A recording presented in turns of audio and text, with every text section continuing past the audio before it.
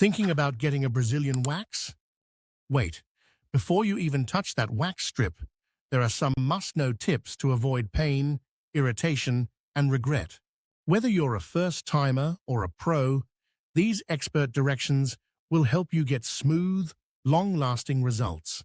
And trust me, tip number 7 is a total game changer, so stick around. The key to a smooth, less painful wax is all in the prep. Here's what you need to do beforehand. Exfoliate. Use a gentle scrub 24 hours before to remove dead skin and prevent ingrown hairs. Trim. Your hair should be about a 1/4 inch long. Too short and the wax won't grip. Too long and it'll hurt more. Cleanse. Wash the area with a mild cleanser to remove oil, sweat, and bacteria. Not all wax is created equal. For a Brazilian wax, hard wax is the best choice. It sticks to the hair, not your skin, making the process way less painful. Soft wax can work, but it's trickier and might irritate sensitive areas. Now, let's get into the actual waxing process. First, check the temperature. Too hot, and you'll burn yourself. Too cold, and it won't spread properly.